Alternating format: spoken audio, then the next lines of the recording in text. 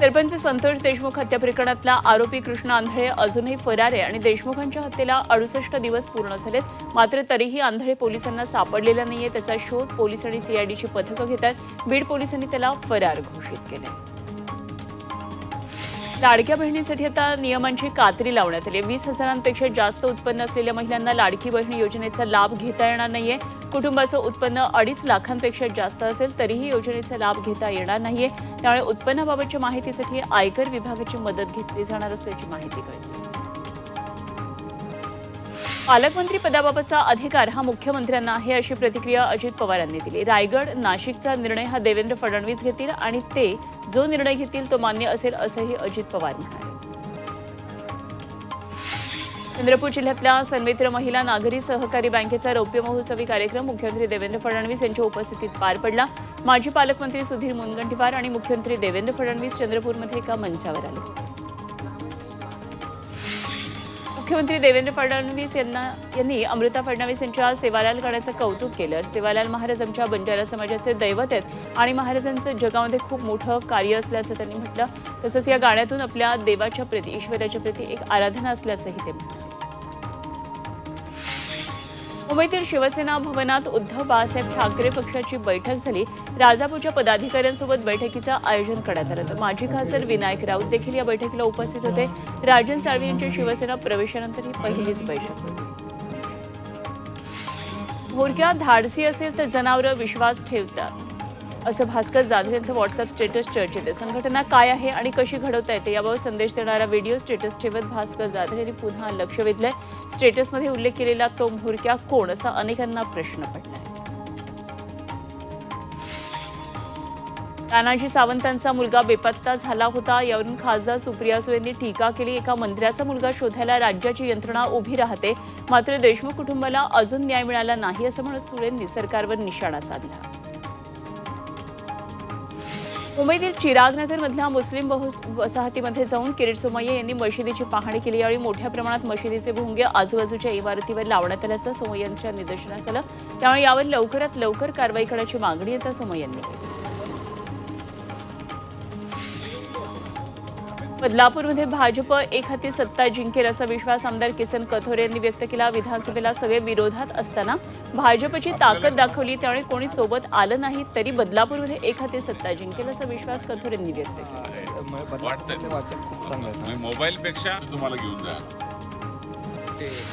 लातूर जिल्ह्यामध्ये मोठ्या प्रमाणात अवैध दारू विक्री केली जाते। यावर राज्य उत्पादन शुल्क विभागानं धाडी टाकल्या। यामध्ये तब्बल 2,22,000 रुपयांचा मुद्देमाल जप्त केला।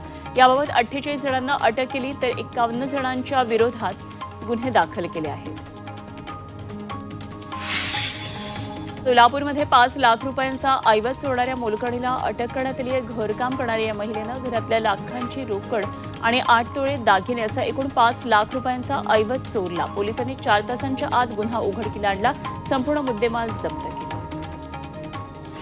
लातूरमधील राज्याचे दिवंगत माजी मुख्यमंत्री शिवाजीराव पाटील निलंगेकर यांची पत्नी सुशीलाबाई पाटील निलंगेकर यांचं वृद्धापकाळानं निधन झालं। त्यांच्यावर आज अंत्यसंस्कार होणार आहेत। वयाच्या 86व्या वर्षी सुशीलाबाई पाटील निलंगेकर यांनी अखेरचा श्वास घेतला। बांगलादेशी घुसखोरांना देशाबाहेर घालवण्याचे आदेश सरकारने दिलेत। त्यानुसार कोपरी पोलिसांनी गेल्या काही दिवसांपासून हॉटेल, बांधकाम, फेरीवाले अशा ठिकाणी तपासणी मोहीम सुरू केली। वेगवेगळ्या 15 ठिकाणी शोध मोहीम राबवून तब्बल 225 संशयित बांगलादेशींची ओळख परेड घेण्यात आली। भंडाऱ्याच्या पालंदूरमध्ये गांजा तस्करी करणाऱ्या तरुणाला पोलिसांनी अटक केली आहे। दुचाकीवरून गांजा तस्करी करत असताना पोलिसांनी कारवाई केली। तरुणाच्या बागेतून 9 किलो गांजा जप्त केला। या प्रकरणात तरुणावर पोलिसांमध्ये गुन्हा दाखल करण्यात आला। दुबईमध्ये रक्षक प्रतिष्ठान आणि प्रथा UAEच्या वतीनं शिवसृष्टी 2025चं आयोजन करण्यात आलं। यामध्ये अनेक सांस्कृतिक कार्यक्रम घेण्यात आले। त्याचबरोबर ऐतिहासिक खेळ, शिवविचारांचं प्रदर्शन, शिवकालीन चलनं, नाण्याचं प्रदर्शनही यावेळी ठेवण्यात आलं होतं। या कार्यक्रमाला दुबईतल्या मराठी नागरिकांनी मोठी गर्दी केली।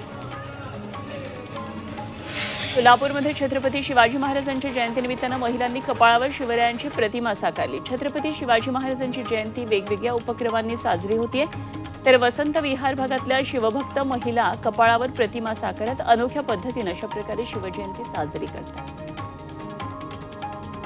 अकोल्यातल्या शिवाजी महाविद्यालयामध्ये छत्रपती शिवाजी महाराजांच्या जयंतीनिमित्तानं शिवसृष्टी दर्शन आणि मर्दानी खेळांचं आयोजन केलं। यावेळी शिवाजी महाराजांच्या काळातील सामाजिक, सांस्कृतिक, आर्थिक आणि धार्मिक लोकजीवनाचं वास्तव दर्शन विद्यार्थ्यांच्या अभिनयातून साकारलं। आगामी भाद्रपदमधील गणेशोत्सवाचा विचार करून माघी गणेशोत्सवातील मूर्तीच्या विसर्जनाचा तिढा सोडवावा अशी मागणी बृहन्मुंबई सार्वजनिक गणेशोत्सव समितीनं केली आहे। न्यायालयानं जलप्रदूषण रोखण्यासाठी जारी केलेल्या मार्गदर्शक तत्वांच्या अंमलबजावणीमुळे उंच पीओपी गणेश मूर्तीचं विसर्जन रखडलंय। मुंबईच्या गिरगावमधील खेतवाडीतील 135 वर्ष जुन्या पितळे मारुतीची जागा बदलण्यात येणार आहे। या ठिकाणी पुनर्विकास करण्यात येणार आहे आणि न्यायालयानं कोणतेही अंतरिम आदेश देण्यास नकार दिला आहे। बदलापुरातल्या घोरपडे मैदानावर भीम महोत्सव मोठ्या उत्साहात पार पडला।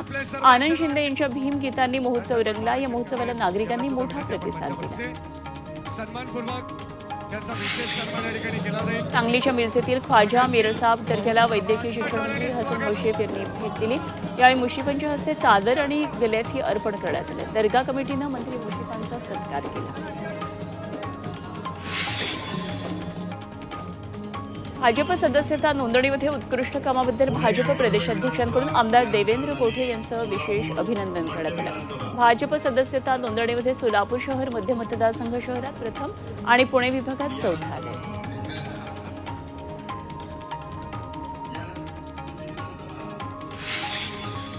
राजधानी दिल्ली भूकंपानं हादरली। पहाटे 5:30 वाजता दिल्लीमध्ये 4 रिश्टर स्केल तीव्रतेचे भूकंपाचे धक्के जाणवले। दिल्लीतल्या नांगलोई जाट भूकंपाचा केंद्रबिंदू असल्याची माहिती आहे। तर दिल्लीसह आग्रा, मथुरा, हरियाणापर्यंतचा भूकंपानं हादरला।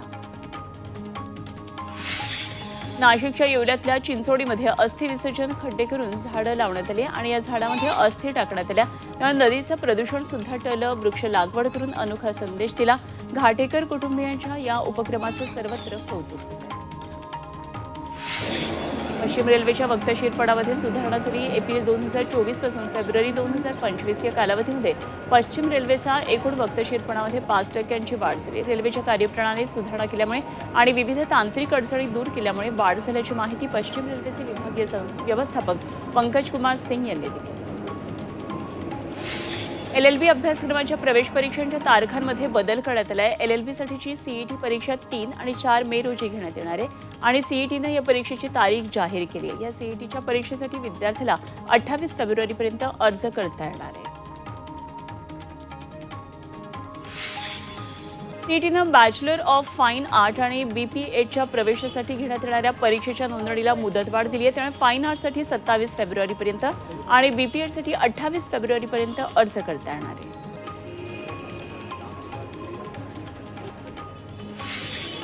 RT कायद्याअंतर्गत राज्यातल्या खासगी इंग्रजी शाळांमध्ये 25% राखीव जागांवरचे प्रवेश आता सुरू झालेत। शिक्षण विभागानं पहिली गुणवत्ता यादी जाहीर केली। मुंबईतल्या 5157 विद्यार्थ्यांची निवड झाली। यंदा मुंबई शहर आणि उपनगर सह 1053 जागा उपलब्ध आहेत। KGM हॉस्पिटलमध्ये रुग्णांच्या विविध शस्त्रक्रिया आता अधिक जलद आणि सुरक्षित होणार आहेत। यासाठी आवश्यक असलेली उपकरणं मफतलाल ट्रस्टनं CSR निधीतून उपलब्ध करून दिली आहेत। त्यामुळे ऑपरेशन थिएटरमध्ये अधिक अचूकता आणि कार्यक्षमता येईल असा दावा रुग्णालय प्रशासनाने केला। सांगलीतील मिरजमध्ये वैद्यकीय शिक्षण खात्याचं राज्यातलं पहिलं शासकीय कॅन्सर केअर युनिट निर्माण करणार आहे आणि वैद्यकीय शिक्षण मंत्री हसन मुश्रीफ यांनी याबाबतची माहिती दिली। मिरजेमध्ये 250 बेडच्या कॅन्सर केअर युनिट हॉस्पिटलच्या बाबतचा प्रस्ताव लवकरच मंत्रिमंडळात ठेवला जाईल असंही मुश्रीफ यांनी म्हटलं। सांगलीतील मिरज शासकीय रुग्णालयात सुरू केलेलं मॉड्युलर ICU आणि मॉड्युलर ऑपरेशन थिएटरचं लोकार्पण केलं आहे। वैद्यकीय शिक्षण मंत्री हसन मुश्रीफ यांच्या हस्ते लोकार्पण झालं। शासकीय महाविद्यालयातल्या विद्यार्थ्यांनी रुग्णांना चांगली सुविधा द्यावी असं यावेळी मुश्रीफ यांनी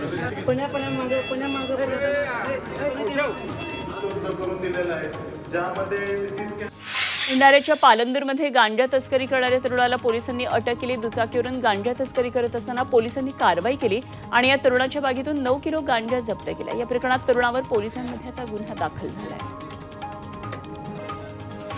मनमाडमधल्या नागापूरच्या नदीजवळ 2 बिबट्यांचा वावर असल्याचं परिसरात एकच त्यामुळे खळबळ उडाली आहे। बिबट्याच्या या मुक्त संचारामुळे नागरिकांमध्ये भीतीचं वातावरण आहे। बिबट्याला जेरबंद करावं अशी मागणी स्थानिकांनी केली।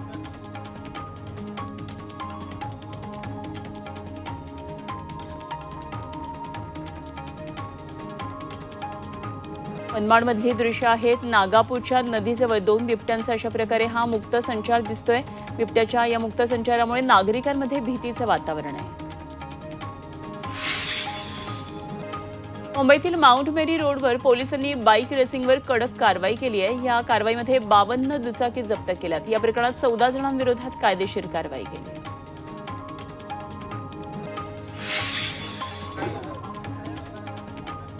मनमाडमध्ये शिवजयंतीची तयारी सुरू असताना क्रेनला ट्रकची धडक लागली आणि भीषण अपघात झाला. या अपघातात 2 जणांचा मृत्यू झाला, 4 जण गंभीर जखमी झाले. त्यामुळे जखमींवर रुग्णालयात उपचार सुरू आहेत.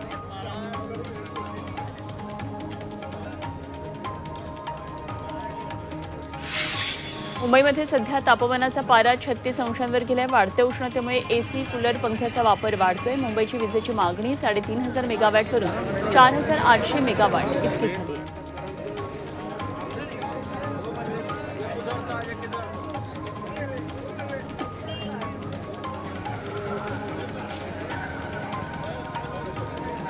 सोलापूरमध्ये फेब्रुवारी महिन्यात उन्हाचा पारा 37 अंशांवर पोहोचलाय आणि त्यामुळे नागरिकांना कडक उन्हाचा सामना करावा लागतोय. जिल्ह्यातल्या सर्व शहरांमध्ये आता उन्हाचा कडाका वाढत चाललाय.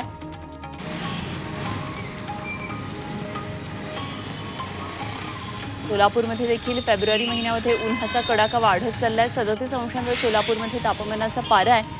नागरिकांना कडक उन्हाचा सामना करावा लागतो सोलापूरमध्ये आणि यंदाच्या मोसमामधल्या ही सर्वात उच्चांकी तापमानाची नोंद आतापर्यंत झाली.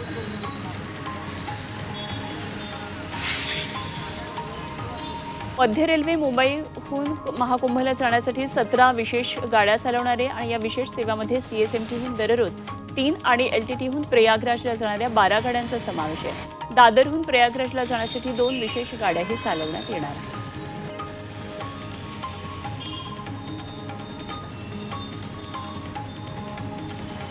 प्रयागराजमध्ये सुरू असलेल्या महाकुंभमेळ्याचे आता अवघे काही दिवस राहिलेले आहेत. त्यामुळे शेवटच्या काही दिवसांमध्ये प्रवाशांचा आणि भाविकांचा ओढ मोठ्या प्रमाणामध्ये महाकुंभमेळ्यामध्ये वाढणार आहे. त्यासाठी मुंबईतूनही काही विशेष गाड्या सोडण्यात येणार आहेत. पुणे ते छत्रपती संभाजीनगर प्रवास हा अधिक वेगवान आणि सुलभ होणार आहे. ग्रीनफील्ड महामार्गाचं काम लवकर सुरू होणार असल्याची घोषणा केली. MSIDC 53 किलोमीटर लांबीच्या उन्नत मार्गाचं काम करणार आहे.